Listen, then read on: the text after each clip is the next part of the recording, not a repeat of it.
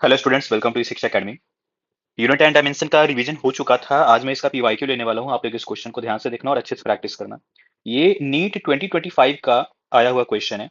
A balloon is made of a material of surface tension S, inflation outlet, बहुत सारा कुछ दिया हुआ है। मतलब आप पढ़ते पढ़ते परेशान हो जाओगे। ये क्वेश्चन समझ में ही नहीं आने वाला है। कुछ नहीं, बस इस पे ध्यान देना है और उस पे ध्यान देना है कि ये टर्म क्या क्या है। जैसे ये जो एस है वो क्या है, यहाँ पे लिखा हुआ है सरफेस टेंशन एस। ठीक है, ये ए क्या है, ए इज एरिया। ये रो खोजो, हाँ, रो इज डेंसिटी। एंड ये आर इज रेडियस। हम लोगों को चारों क्वांटिटी पता चल गया है। ये टी है और अपने को अल्फा बीटा गामा ये सब फाइंड करना है। ओके, चलो सर, सबसे पहले तो एरिया का तो कोई पंगा ही नहीं है। इसका डायमेंशन पता होगा, एल स्क्वायर होता है। डेंसिटी मास बाई वॉल्यूम, मैंने यहाँ फॉर्मूला लिख दिया है। Surface tension force upon length होता है formula. And R is radius, radius मतलब लेंथ हो गया। जब भी कभी डायमेंशन के हेल्प से दो क्वांटिटीज के बीच का रिलेशन फाइंड करना होता है, ये उस टाइप का क्वेश्चन है। हम लोग को रिलेशन फाइंड करना है। मैंने यहाँ पे ऐसा लिख दिया। ये है टाइम, टाइम का डायमेंशन टी होगा। सरफेस टेंशन का डायमेंशन फोर्स अपॉन लेंथ, ये फोर्स का डायमेंशन, ये लेंथ का डायमेंशन। ये एरिया, एरिया का हो जाएगा एल स्क्वायर और उस पे पावर बीटा है। Density mass by volume, power gamma है। एंड लेंथ पावर डेल्टा है। हम लोग क्या करेंगे, एम को अलग, एल को अलग और टी को अलग अलग लिख देंगे। ठीक है, एम एल टी। अब यहां से देखो तो एम पे पावर कुछ है नहीं है, मतलब अल्फा प्लस गामा क्या होना चाहिए, जीरो के बराबर होना चाहिए। क्या यहाँ पे एल है, नहीं, एल पावर जीरो है। तो two beta minus three gamma plus delta equal to zero लिख देंगे। And minus two alpha one है, तो minus two alpha equal to one. क्या अल्फा यहाँ से डायरेक्टली मिल जाएगा, माइनस वन बाई टू। और अल्फा को जब पुट करेंगे यहाँ पे तो गामा मिल जाएगा वन बाई टू। अब प्रॉब्लम सुनो, एक ही इक्वेशन बचा, दो दो वेरिएबल अभी भी फाइंड आउट करना बचा हुआ है, डेल्टा एंड बीटा। मैं एक बात बताऊं, जरूरत ही नहीं है। ऐसा ऑप्शन खोजो जहां पे अल्फा का value minus one by to हो एंड गामा का वैल्यू वन बाई टू हो। यहाँ पे देखो, gamma one by to, alpha minus one by to. यहाँ अल्फा माइनस ही नहीं है, इसमें ही माइनस नहीं है। यहाँ पे alpha minus one by to है लेकिन गामा में भी माइनस है, ये गलत है। तो ऑप्शन ये मिल गया। तो बच्चे बहुत परेशान थे इस क्वेश्चन से। बोल रहे थे कि सर तीन ही इक्वेशन और चार वेरिएबल खोजने बोल दिया है, कैसे होगा, इनवैलिड क्वेश्चन, ऐसा क्वेश्चन वैसा क्वेश्चन। अगर इसमें भी प्रॉब्लम हो और मन करे कि नहीं नहीं मुझे चारों चाहिए, तो एक काम करो, अब इसमें पहला ऑप्शन चलते हैं। ठीक है, मुझे अल्फा एंड गामा मिल गया। बात क्या है, बीटा एंड डेल्टा का ना, तो बीटा का वैल्यू यहाँ माइनस वन है ना, आप माइनस वन पुट कर दो। देखो डेल्टा जो वैल्यू यहाँ पे वो सेटिस्फाई हो रहा कि नहीं हो रहा। अगर हो रहा, ऑप्शन सही है, नहीं हो रहा, ऑप्शन गलत है। ये एक ऑप्शन हो सकता है, ऐसा करना। ठीक है, तो इतना करने का कोई जरूरत नहीं है, बस दो ऑप्शन मिल गया, वो मैच कर रहा है, ये एक ऑप्शन आ गया, आंसर आ गया। ठीक है, चलो नेक्स्ट क्वेश्चन देखते हैं। A physical quantity P is related to four observation ABCD है, ये दिया हुआ है। परसेंटेज दिया हुआ है, परसेंटेज एरर नहीं P निकालना है। चलो ये आपको पता होगा, dP by P equal to, जो पावर रहता है वो मल्टीप्लाई करते हैं, three delta A by A, two delta B by B, delta C by C, and root है तो half delta D by D. Delta A by A दिया हुआ है 1%, फिर बी के लिए 3%, फिर सी के लिए 2% एंड डी के लिए 4%। ऐसा कैलकुलेट करेंगे, 13% आंसर है। ये इजी क्वेश्चन था। आई थिंक 2025 के पेपर में सबसे इजी जो क्वेश्चन था वो यही था। चलो नेक्स्ट है, consider the diameter of a spherical object being measured with the help of vernier caliper. Okay, suppose it's a 10 vernier scale are equal to 9 division of main scale. The least count, the least division of the main scale is 0.1 centimeter and zero of vernier scale at, जब भी कभी ऐसा मिल जाए कि zero of vernier scale is at x equal to something, समझ जाना ये कॉन्सेप्ट जीरो एरर का है। इसका मतलब ये होता है कि जब हम लोग किसी भी स्केल को स्टार्ट करते हैं तो वो जीरो से स्टार्ट होना चाहिए। गलती से वो जीरो से ना होकर वन से स्टार्ट हो रहा, और लेंथ आ रहा है किसी ऑब्जेक्ट का 5 सेंटीमीटर, तो क्या उसका लेंथ 5 सेंटीमीटर या 4 सेंटीमीटर, क्योंकि वो तो वन से स्टार्ट हुआ है, तो उसका लेंथ होगा 4 सेंटीमीटर। इसको बोलते हैं जीरो एरर। मतलब error eight zero, zero point, error eight zero value. Zero value होना चाहिए, दिखा रहा है 1 सेंटीमीटर, तो ये हो गया जीरो एरर। यहाँ पे वही है, ये जीरो होना चाहिए था लेकिन यहाँ पे ऑलरेडी पॉइंट वन पे पहुंचा हुआ है, तो ये जीरो एरर है। तो हम लोग क्या करेंगे, माइनस करेंगे। अब एक आप एक बात बताओ, नॉर्मल एग्जांपल है, आलू लेने गए, वेइंग मशीन पे वो एक कंटेनर रखा हुआ है, उसका 100 ग्राम आया। आपको 500 ग्राम मतलब आधा किलो आलू लेना है, तो अब क्या आप मशीन पे 500 का वेट करोगे या 600 का वेट करोगे, क्योंकि ऑलरेडी 100 था, तो ऑब्वियस 600 लेना होगा हम लोगों को, तब जाकर 500 आलू का वेट होगा। ओके, चलो तो ये हो जाएगा जीरो एरर।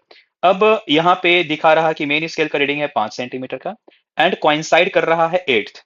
तो हम लोग ये पहले तो लिस्ट काउंट यहाँ पे क्या हो जाएगा, 0.01 सेंटीमीटर, मतलब 1 mm का भी 10 पार्ट याद होगा। स्क्रू गेज में 100 पार्ट करते थे, यहाँ पे 10 पार्ट करते थे, ये 0.01 सेंटीमीटर। डायमीटर का जो रीडिंग होगा वो क्या होता है, main scale plus least count into coinciding line. तो main scale plus least count into coinciding line, ये आया, ये आंसर होता अगर जीरो वैल्यू, जीरो एरर नहीं रहता। लेकिन जीरो एरर है, तो जो भी जीरो एरर होगा हम लोग उसको माइनस करेंगे। समझ में आ गया क्यों माइनस करेंगे? हम लोगों को 600 ग्राम आलू मिलेगा, हम लोग 100 ग्राम माइनस कर देंगे, जो भी जीरो एरर था अपने को 500 ग्राम आलू मिल जाएगा। तो जो भी जीरो एरर होगा उसको माइनस कर देना, तो 0.1 माइनस करेंगे, आंसर आ जाएगा। चलो नेक्स्ट क्वेश्चन है, in a vernier caliper n+1 division of vernier scale coincide with n division of main scale. ठीक है, n division of main scale is n+1 division of vernier scale, तो क्या 1 VSD यहां से निकल जाएगा? ठीक है, अब अपने को चाहिए वर्नियर कांस्टेंट, मतलब लिस्ट काउंट का बात कर रहा है। लिस्ट काउंट क्या हो जाएगा, 1 MSD माइनस 1 VSD, 1 MSD लिख दिया, 1 VSD यहां से लिख लो, हो जाएगा आंसर। सॉल्व करोगे ये मिलेगा। अब यहाँ पे MSD क्या बोल रहा है कि 1 MSD रिप्रेजेंट 0.1 mm, तो 0.1 mm से मल्टीप्लाई कर दो। ठीक है, और इसको हम लोग, यहाँ ध्यान देना, सेंटीमीटर में लाने बोला है, मतलब वैल्यू दिया है mm में और पूछ रहा है सेंटीमीटर पे। ये सब धोखा है, याद रखना। इस धोखा को अच्छे से हैंडल करने आना चाहिए आप लोगों को। तो 0.1 mm को सेंटीमीटर में चेंज करो, 100 आ जाएगा, यहाँ पे आ गया आंसर।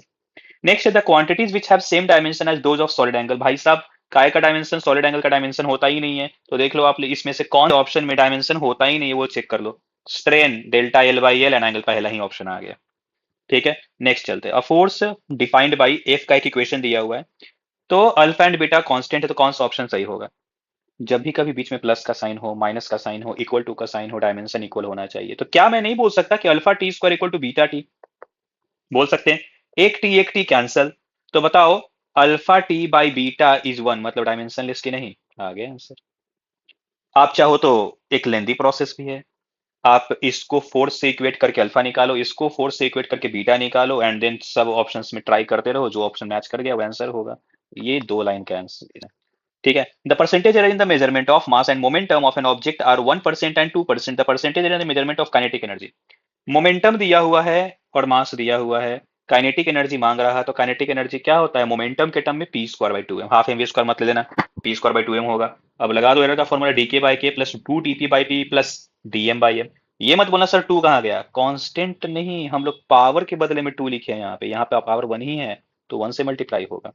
ओके चलो, तो dp/p, ये जो मोमेंटम है वो 2% का है, मास जो है वो 1% का है, पुट करेंगे 5% आंसर आ जाएगा। नेक्स्ट क्वेश्चन है, ये है क्वेश्चन ऑफ सिग्निफिकेंट फिगर्स। ठीक है, एक रूल बता रहा, आप याद रखना। जैसे जो नंबर दिखता है ना, वो सिग्निफिकेंट फिगर्स होता है। ओके, प्रॉब्लम होता है जीरो में, कि जीरो को काउंट करना चाहिए कि नहीं करना चाहिए। अब जैसे मान लो 501 है या 510 है, कहाँ का जीरो काउंट होगा, कहाँ का जीरो काउंट नहीं होगा, याद रखना मैं जो बता रहा हूँ। जीरो 3 जगह मिल सकता है, लीड कर सकता है, बीच में सैंडविच हो सकता है, और या तो लास्ट में मिल सकता है। लीड करेगा हम लोग नॉन सिग्निफिकेंट मानेंगे, ट्रैप हो जाएगा सिग्निफिकेंट मानेंगे, ट्रेल है कंडीशन चेक करेंगे।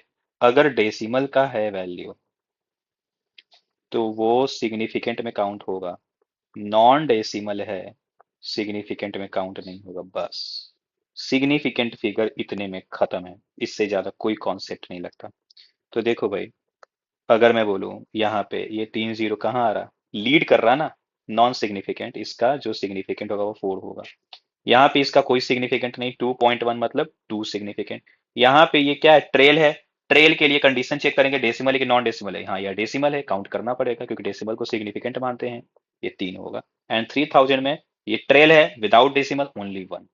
तो आप मैच कर लो कौन सा ऑप्शन होगा। ओके चलो, a vernier caliper has 1 mm marks on the main scale, it has 20 equal division on the vernier scale, match with 60 division of main scale. 20 division of vernier to 20 VSD equal to 16 MSD बोल सकते हैं। तो क्या 1 VSD को बोल सकते हैं 16/20 MSD? वही चीज पुट कर दिया और कुछ नहीं। ओके, तो 1 mm 16/20 mm, सॉल्व करो आंसर आ जाएगा। नेक्स्ट है, वायर मेटल है जितना ग्राम इतना रेडियस, जो भी है लेंथ है इतना, तो डेंसिटी बताओ। डेंसिटी फॉर्मूला होता है मास बाई वॉल्यूम। वायर है ऑब्वियस सिलेंड्रिकल होगा, वायर कभी स्फेयर तो होता नहीं है, कोन तो होता नहीं, वो सिलेंडर ही होता पतला सा। तो सिलेंडर का फॉर्मूला, ये सब आप सोचो, ये आपको कॉमन सेंस लगाना पड़ेगा। यहाँ पे कभी लिख भी देता है कि असिलेंड्रिकल वायर, नहीं भी लिख सकता है, और नहीं लिखा है, और नहीं लिखा है तो आपको अज्यूम करना पड़ेगा ये। ठीक है, पाई r² L। तो डेंसिटी का जब ये डी रो बाई रो लिखेंगे, dm/m लिखेंगे, पाई का तो कुछ मतलब है नहीं, 2 dr/l dl/l जब पुट करोगे, dm का मतलब क्या, मास में एरर अपॉन दिस, लिख दिया। रेडियस में एरर अपॉन दिस, लिख दिया। लेंथ में एरर अपॉन दिस, ये भी लिख दिया। यहाँ पे एक कंफ्यूजन हो सकता है, सर यहाँ पे mm है और यहाँ पे सेंटीमीटर, इसका क्या करें?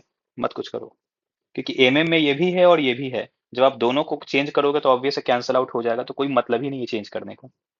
ठीक है, तो ये अब इसको सॉल्व करोगे आंसर मिल जाएगा। नेक्स्ट है, the diameter of spherical bob when measured with vernier calliper yielded to the following. ये 5 वैल्यू दिया हुआ, मीन डायमीटर पूछा है। कितना इजी क्वेश्चन है ये, 5 वैल्यू को ऐड करके 5 से डिवाइड कर दो, ये आएगा। लेकिन सिग्निफिकेंट फिगर्स में पूछा है, हर एक वैल्यू का 3 3 सिग्निफिकेंट है, आंसर 4 सिग्निफिकेंट में आया है। हम लोग को इसको रिड्यूस करके 3 में लाना पड़ेगा। तो 3.3, इस 2 को 2 लिखना है कि 3 लिखना है, ये डिसाइड करता है आगे का जनरेशन। 8, 5 से ग्रेटर है चेंज कर दो, 5 से कम है चेंज नहीं करो। ठीक है, 5 है इसका एक अलग रूल होता है, अगर ये इवन है तो चेंज नहीं करो, अगर ये ऑड है तो +1 कर दो, ऐसा होता है। तो 5 तो है नहीं ना, तो 8 है, तो यहाँ पे एक चेंज हो जाएगा 3। द मैकेनिकल क्वांटिटी विच है dimension of reciprocal of mass, M inverse किस में आता है? एंगुलर मोमेंटम, मैंने चेक किया एमवीआर के फॉर्मूले से। थर्मल कंडक्टिविटी, ये फॉर्मूला होता है कि यहाँ पे क्यू पावर है, dx लेंथ है, एरिया ए है, टाइम dt। ठीक है, सॉरी dt टेम्परेचर, ये लिख दिया। टॉर्क फोर्स इनटू डिस्टेंस, ये लिख दिया। ग्रेविटेशनल कांस्टेंट का ये फॉर्मूला होता है। जब इसको सॉल्व करेंगे, किसी में भी m, यहाँ m1 आ रहा, m1 आ रहा, m1 यहाँ पे ही m-1 आ रहा, ये आंसर होगा, क्योंकि m-1 के बारे में पूछा है किस में आ रहा। The error in the measurement which arises due to unpredictable fluctuation, random error. Unpredictable है, उसको कहीं से कुछ भी नहीं किया जा सकता है, वो एरर रहेगा ही रहेगा, आप कुछ भी कर लो, रैंडम है वो। चलो next, a physical quantity that has same dimensional formula as pressure, pressure का formula force upon area. Check करेंगे, अपने को यंग्स मॉडुलस मिलेगा। यंग्स मॉडुलस का फार्मूला होता है स्ट्रेस बाय स्ट्रेन, स्ट्रेस होता है F by A, strain dimensionless, तो क्या सिर्फ ये बचा, मतलब प्रेशर के बराबर। The percentage error in the measurement of G, G का फॉर्मूला दे दिया है, अगर नहीं भी दिया रहता तो आप लोग को यूज करना होता, T equal to 2 pi root L by G, दिया जाता है एसएचएम का ऐसा टाइम पीरियड है तो, लेकिन दे दिया, अच्छी बात है। तो अब डीजी बाई जी लिखेंगे, DL by L plus 2 dt by T. ठीक है, DL by L this by this, dt by T this by this, solve करेंगे 3% का वैल्यू मिलेगा। द डायमेंशन इतना बिलोंग्स टू, किसमें ये डायमेंशन मिलता है, सबका चेक करते हैं। सेल्फ इंडक्टेंस अगर निकालना होगा, याद रखना फॉर्मूला आना चाहिए, फॉर्मूला आएगा क्वेश्चन बन जाएगा, फॉर्मूला नहीं आएगा आप कुछ भी कर लो, नहीं बनने वाला है। Phi equal to L I, ठीक है, तो एल इक्वल टू क्या हो जाएगा 5 आई। दिक्कत ये है कि आई तो अपने को पता है, ये पता नहीं है बी इंटू ए, मतलब phi equal to magnetic field into area, magnetic flux बोलते हैं इसको। अब एरिया का तो ठीक है, मैग्नेटिक फील्ड तो एक फॉर्मूला होता है मैग्नेटिक फोर्स का, आई एल बी, इसमें सब कुछ पता है, फोर्स पता है, आई पता है, एल पता है, बी नहीं पता, तो B equal to F by I L, ये फॉर्मूला यूज करेंगे, ए बाई आई लिखेंगे, सबको सॉल्व करेंगे, ये मिलेगा। दूसरा है मैग्नेटिक परमियाबिलिटी, ये फोर्स दो वायर के बीच में अगर करंट जा रहा है I1 I2, तो उसके बीच का जो फोर्स होता है पर यूनिट लेंथ, ये होता है। तो यहाँ से म्यू नॉट मिल जाएगा, क्योंकि बाकी कुछ सब कुछ अपने को पता है। या तो और इजी है, डी और लेंथ का डायमेंशन कैंसिल हो जाएगा, तो बचेगा एफ बाई एरिया स्क्वायर, ये आ गया। और शायद यही दिया हुआ है ना, यही दिया हुआ है कि यहाँ पे ये कितना के किसका होगा, ये इसका है। बाकी देखते हैं परमिटिविटी, परमिटिविटी क्या होगा, F equal to k Q1 Q2 by R square, यहाँ पे एप्सिलॉन नॉट, यहाँ पे लिख देंगे, नहीं मैच नहीं कर रहा है। मैग्नेटिक फ्लक्स बी इंटू ए, जो अभी यहाँ पे बताया मैंने, तो एफ बाई आई एल करेंगे, नहीं ये भी मैच नहीं कर रहा, ये आंसर है। ठीक है, the area of rectangular field of length इतना एंड विड्थ इतना, the rounding off the correct is significant. Area L into B होता है जब भी हम लोग मल्टीप्लाई या डिवाइड करते हैं, तो देखते हैं कि कौन है छोटा सिग्निफिकेंट, अगर दो नंबर मल्टीप्लाई कर रहे हैं, ये 3 सिग्निफिकेंट, ये 2 सिग्निफिकेंट, आंसर 2 को फॉलो करेगा, जो छोटा होगा उसको फॉलो करेगा, छोटे वाले को लोग फॉलो करते हैं। तो 55.3 इंटू 25 इतना आया, 5 सिग्निफिकेंट, नहीं चलेगा, भी नहीं चलेगा, अपने को 2 सिग्निफिकेंट में लाना है, तो 1 तो ठीक है लिख देंगे। 3 विल बी 3 और 4 डिपेंड करता है इसके आगे वाले नंबर पे, मतलब 8 है ना तो चेंज कर दो 14। ठीक है, चलो नेक्स्ट है ग्रेविटेशनल कांस्टेंट, ये सब जो भी दिया हुआ है, चलो मैंने सबका बताया। ग्रेविटेशनल कांस्टेंट ऐसे निकालते हैं हम लोग, अब देख लो कौन सा ये मैच कर रहा है, क्यों, F R square upon m1 m2। Potential energy, अरे ग्रेविटेशन लिख के ना यहाँ पे कंफ्यूज करना चाहता है, पोटेंशियल एनर्जी कोई भी हो, डायमेंशन तो यही रहेगा, चाहे वो काइनेटिक एनर्जी से निकले, पोटेंशियल एनर्जी से निकले, कोई भी एनर्जी से निकले, डायमेंशन यही रहेगा। What about potential energy by mass, mass हटा दो, बन गया। Intensity force by mass, force में मास हटा दो, बन गया। मैच कर लो, आंसर आ गया। A screw gauge gives the following reading when used to measure the diameter of wire. Main scale reading इतना mm, circular scale इतना, 1 mm of main scale corresponds to 100 division of circular scale. 1 mm 100 division के बराबर है, ठीक है। और बोल रहा कि मेन स्केल में 0 रीडिंग आ रहा है, सर्कुलर में 52 आ रहा है, क्या होता है 52 इंटू जो भी लिस्ट काउंट रहेगा वो लगाएंगे। लिस्ट काउंट क्या हो जाएगा 1 mm बाई 100, 1/100 इंटू 52 मतलब 0.52 mm, सेंटीमीटर के टर्म में 0.052 centimetre. Force acceleration time, dimension of energy, force acceleration time, force का डायमेंशन लिखेंगे, एक्सेलरेशन का डायमेंशन लिखेंगे, टाइम का डायमेंशन लिखेंगे, और दोनों तरफ एम वाले पावर को इक्वेट करेंगे, एल वाले पावर को इक्वेट करेंगे, टी वाले पावर को इक्वेट करेंगे। तीन इक्वेशन बनेगा। अब यहाँ पे x इक्वल टू 1 है, x plus Y equal to 2 है, ठीक है, एंड दिस इक्वल टू -2 है। समझ में आया? x का वैल्यू मिला अपने को 1, y का वैल्यू भी 1, ये x और ये y दोनों यहाँ पुट कर देना, z मिल जाएगा, फैट स्क्वायर। चलो next, E G respectively denote energy and gravitational constant, then E by G has, E by G, E लिख लेना, G लिख लेना, F R square upon m1 m2 के हिसाब से, दोनों को डिवाइड कर देना, आंसर आ गया। ये सब क्वेश्चन बस बस फॉर्मूला याद होना चाहिए, तुरंत बनता है। A screw gauge has list count 0.01 mm. There are 50 division on its circular scale. The pitch of the screw gauge. List count into number of division. List count इतना है 0.01, number of division 50 division, multiply करो, answer आ गया। ठीक है, pitch का मतलब होता है कि हम लोग जब स्क्रू को एक पूरा चक्कर घुमा दिए तो कितना लेंथ कवर कर रहा है, that is called pitch. Normally screw gauge में वो जो पिच होता है वो 1 mm का होता है, यहाँ स्पेशल केस दिया हुआ है 0.5 mm है। Dimension of stress force upon area, force लिखो, एरिया लिखो, डिवाइड करो, answer. In an experiment the percentage of error occurred in the measurement of ABCD 1 2 3 4 respecting the maximum percentage, ठीक है। पावर सबका दिख रहा है आपको, ए पावर 2 है, बी पावर 1/2, सी पावर 1/3, डी पावर 3, ये सब है। आप चुपचाप एरर का फॉर्मूला लगाओ, आंसर आ जाएगा। तो dx/x 2 dA/a half dv/b 1/3, sorry 1/3 यहाँ पे होगा, ठीक है, 1/3 dc/c एंड 3 dd/d। यहाँ 1 पुट करना, यहाँ 2, यहाँ पे 3, यहाँ पे 4, ठीक है, तो ये 16% आंसर आ जाएगा।